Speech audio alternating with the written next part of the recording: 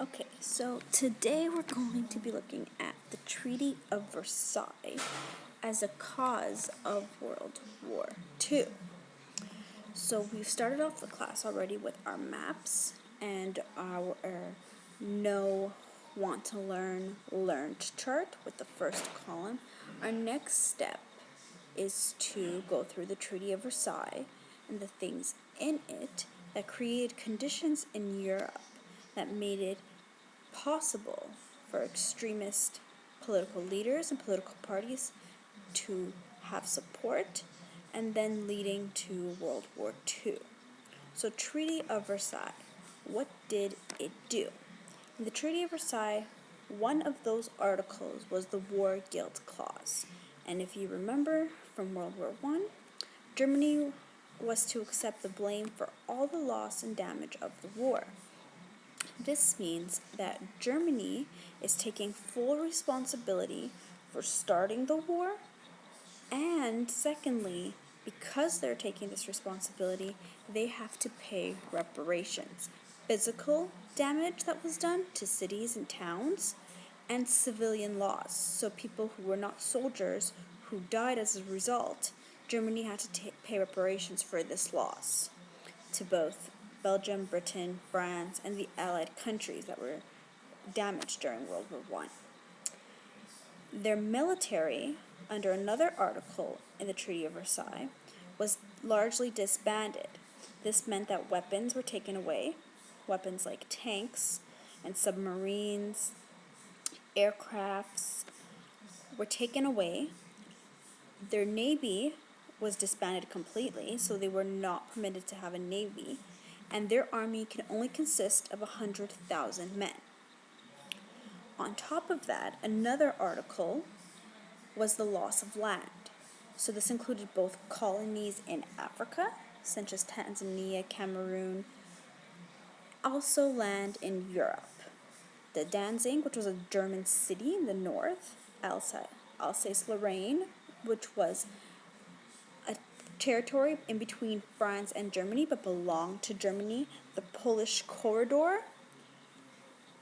These lands were taken away from Germany and given to the respective countries. So Alsace-Lorraine was given to France, the Polish corridor became part of Poland, and the Danzig was controlled by the League of Nations. And if we go back and we remember the causes of World War I, being militarism, alliances, imperialism, nationalism, we know that World War I was really about colonies. It was really about the economic benefits of having colonies and the power that came along with having a colony. And so we know that militarism and nationalism were very closely connected. If you had a huge military power, then you would be more likely to have a pride in your country. And the same thing goes for colonies. If you have a lot of colonies, the chances are nationalism is increased because of all those colonies. Your military power and your nationalism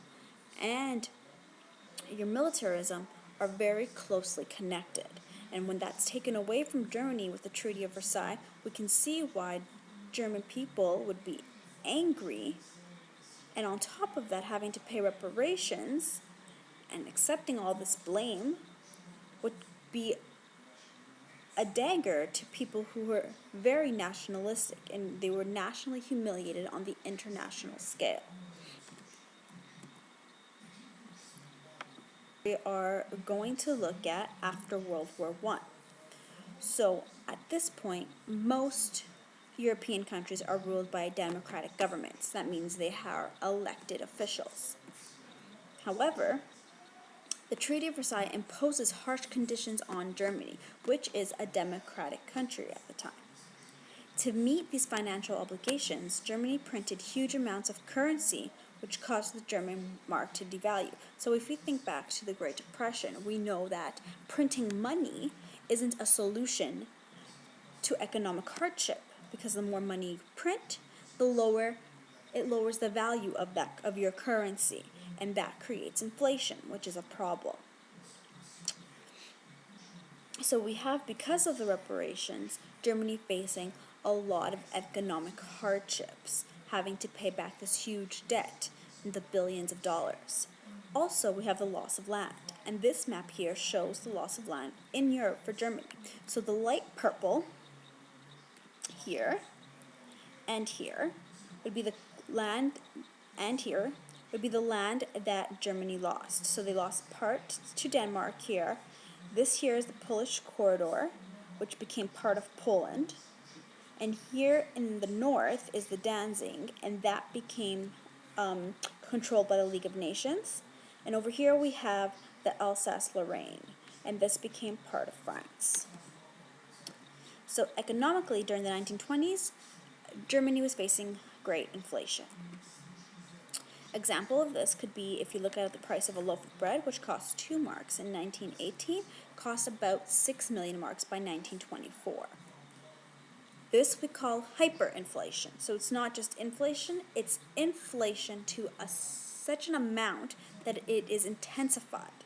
And one of the economic downfalls of this is that it affected the middle class the worst. So the poor didn't have money, and so they didn't have to worry about money having decreased value. The rich were able to put their currency, put their money into other resources, sort of like we see today when we suffer a recession. People will invest in things like gold or diamonds or oil, or try to safeguard their money because the price of gold doesn't usually decrease. So the key to financial survival was getting rid of money because it lost its value so quickly. Merchants could not keep up with the price, and this led to a large waste of society's resources. So in 1923, we have Germany that is stopped because of this economic crisis that's happening. And this economic crisis is a result of the reparations and the conditions imposed on Germany. So this economic recession stops in 1923, and we're looking at why. People felt helpless and frustrated, and they were willing to follow anyone who offered a solution. So people are angry and they're frustrated, and they recognize that this is because of the Treaty of Versailles and because of the losing of World War I, and these are economic conditions imposed by allied countries. German people are also very angry at the German government for allowing this to happen, for allowing them to be in this economic state. So Adolf Hitler profited most from this desperate search for solutions, because solutions, even though they were radical, would be accepted by people who feel helpless and frustrated. This is what the political spectrum looks like.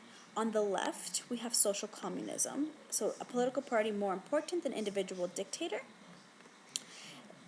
So socialism and communism would fall under here. So there is no importance of individuals. It is a dictator that rules, and that political party and that dictator is more important. Their views are more important than that of the individual citizens. At the center, we have social democracies, or social democratic. An individual holds political power, and they vote and elect a representative. And this is the system that most countries in Europe had. And on the right, the extreme right, we have fascism. The nation is more important than the individual. And this is where Hitler and Germany would fall under during this time. So politics in Germany. After World War I, a number of extremist political groups arise in Germany. One of those groups is the German Workers' Party.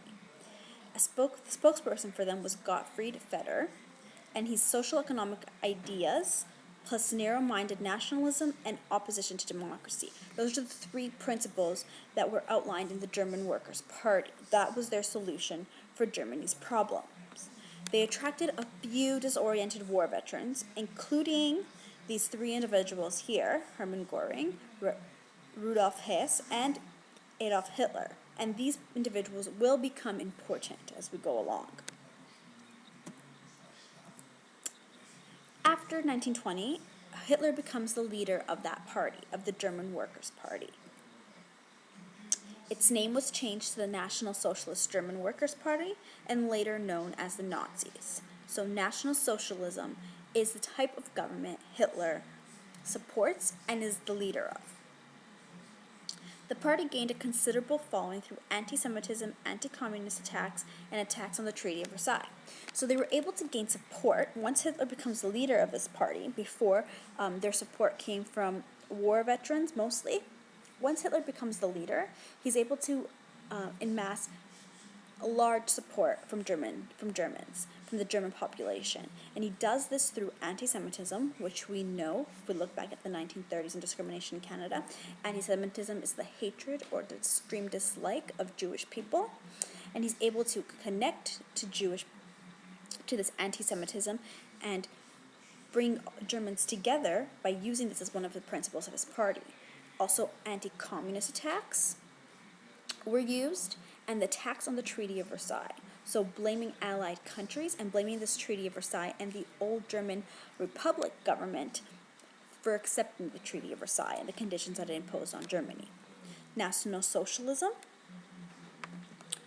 which is fascism, appealed to the insecure and power-hungry. These are the type of people that this appealed to, that the National Socialist Party found their support in. And if you recall, this is many of the German people at this time because they are frustrated and angry with the state of their economy. So fascism, our new form of government, it's a political ideology that is a military dictatorship, demands absolute loyalty. So it demands absolute loyalty from its citizens and its population to the dictatorship, to the dictator.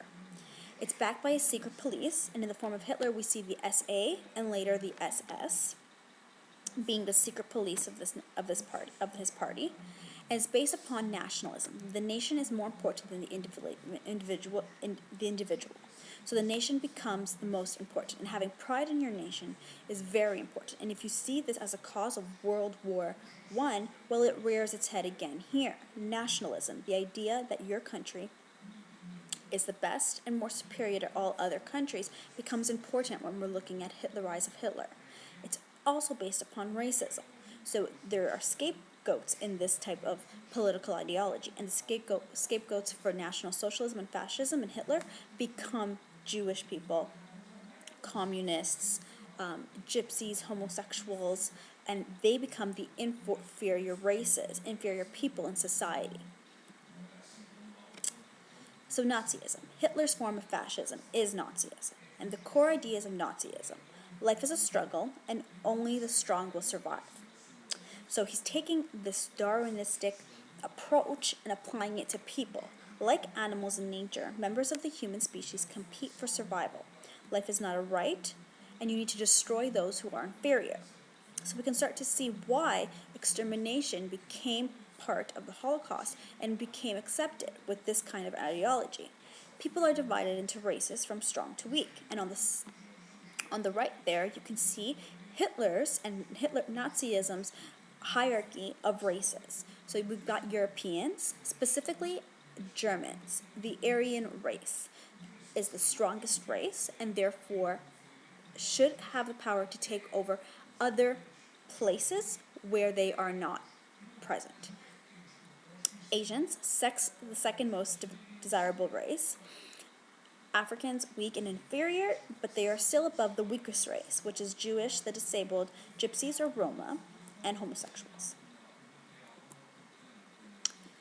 Nazi principles. So they are outlined somewhat in Mein Kampf, and that translates to My Struggle, and this book is written by Hitler while he's in jail. And it's the glorification of prejudice, making prejudice and discrimination and stereotypes okay, and then making an argument that the extermination of these groups is also okay. So it's based on racial inequality, obedience to the leader, so again, nationalism and complete loyalty to your country and your leader, and nationalist expansion. And here we see why, if you have racial inequality, it becomes okay for your race, your country, to take over other countries. So nationalist expansion. The Aryan race should rule all of Europe is the idea here. And this included the unification of Austria and Germany and making Austria part of Germany once again. That's it for today. You have an assessment to do, and it is as follows. And you will spend the rest of the class doing this assessment here. Thank you.